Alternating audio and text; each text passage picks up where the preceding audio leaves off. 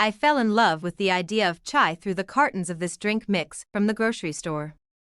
The milky sweetness partnered with the astringent black tea drew me in, but the warm spices that lingered between sips kept me drinking. It wasn't long before the sweetness of those chai drink mixes became too much for me, and I started experimenting with chai lattes at home. We need to brew a strongly spiced batch of black tea and sweeten it slightly. This method is best for non-dairy milks, like soy or almond milk, but also works with coconut milk.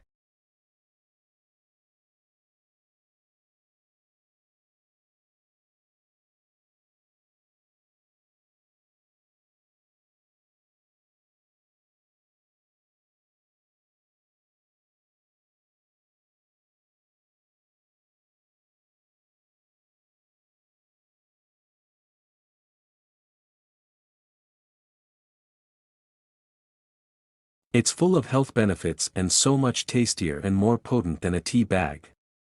It's also extremely versatile, with optional add-ins like fennel for digestion. It's been used traditionally as a remedy for nausea, vomiting, colds, flus, and pain, and research supports many of these uses.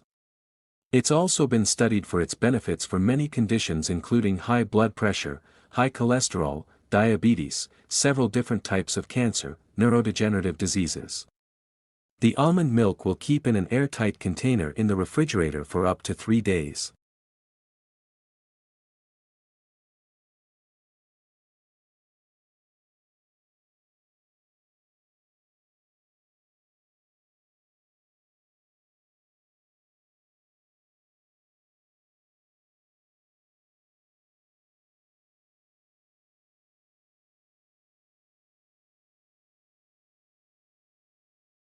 A steaming hot matcha latte is a delicious drink that's easy to make at home.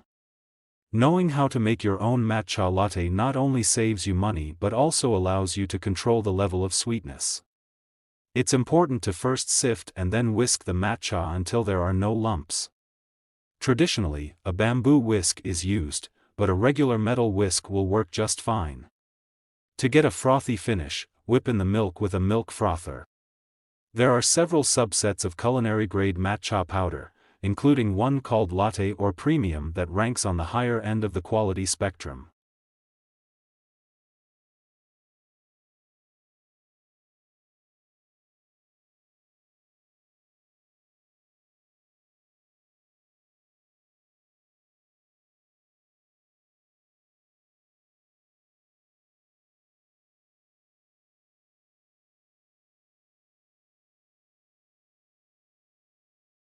Add the milk and either whisk to combine or use a milk frother, serve immediately.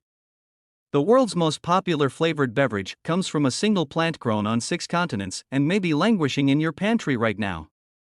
It's tea, a prismatically delicious drink that's thousands of years old and made into about as many distinct varieties. Much of that transformation comes down to oxidation, the same reaction that's responsible for browning on a sliced apple. They tend to taste, well, green. A few hundred years ago, the most commonly consumed.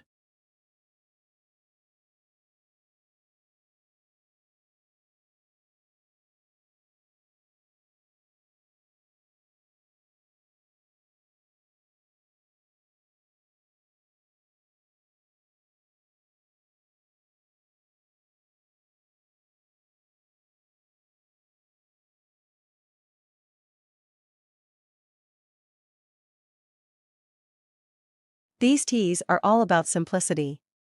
Leaves destined for white tea are simply picked and withered until they dry, sometimes with an oven or fan, but never with elaborate processing. Since they aren't exposed to high heat, they oxidize a bit while drying, giving them a floral aroma and creamy texture distinct from green teas and other types. More oxidized than green teas, but less oxidized than black teas, oolong teas are carefully withered, rolled, squeezed, and roasted to develop complex flavors ranging from fresh butter and daisies to hickory nuts and coffee.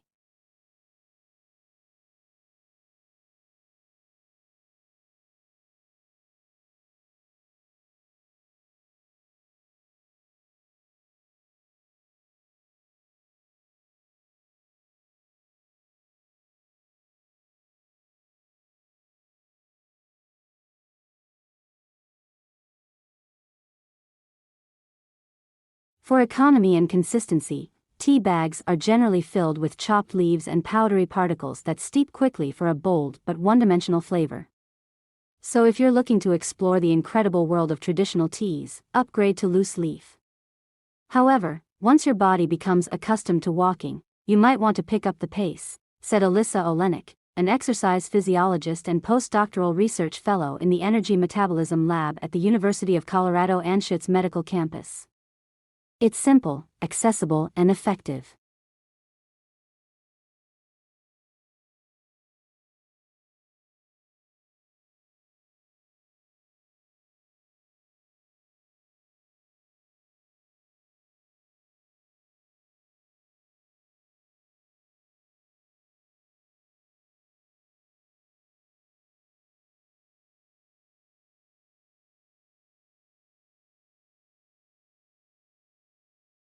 Companies are also working on virtual reality devices that will address a much tougher problem: chronic pain. In 2021, ReliveRx became the first VR therapy authorized by the FDA for pain. The FDA keeps a list of all authorized VR/AR devices. The tool aims to teach people how to manage chronic pain, which is entirely different from the temporary sting of a needle stick. It's vastly more complex on every level, says Darnall, who helped develop ReliveRx and now serves as Chief Science Advisor for Applied VR, which markets the device.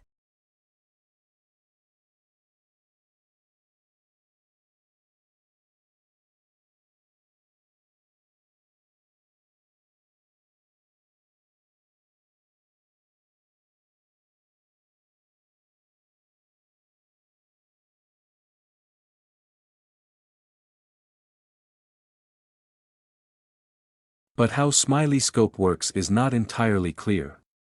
It's more complex than just distraction. Back in the 1960s, Ronald Melzack and Patrick Wall posited that pain signals travel through a series of gates in the spinal cord that allow some to reach the brain and keep others out. When the brain is occupied by other stimuli, the gates close and fewer pain signals can get through. And that's the mechanism of action for virtual reality. The Penguin takes kids on a thorough walkthrough of a procedure before it begins, which might reduce anxiety.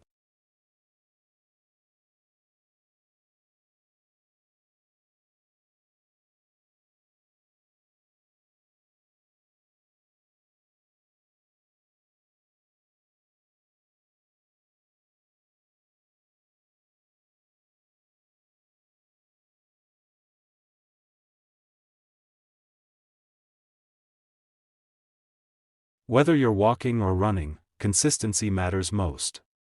But after that, adding at least some vigorous exercise to your routine will increase the benefits. Running does have its downsides. It's high impact and hard on your connective tissue. Gradually increase the duration, until you can stay on your feet for an hour. Each week or two, increase your running interval and decrease your walking time, until you're running continuously. You might need to undergo a stress test or other evaluation. Cindy Kuzma is a journalist in Chicago and a co-author.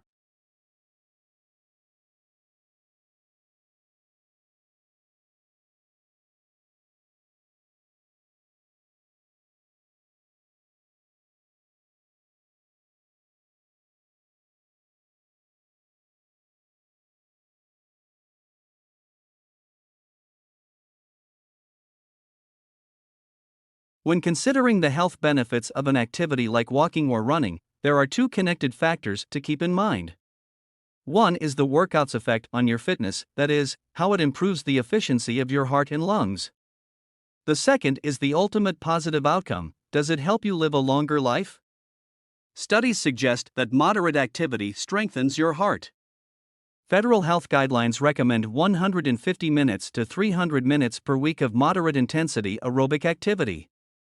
Even though he's an enthusiastic proponent of running.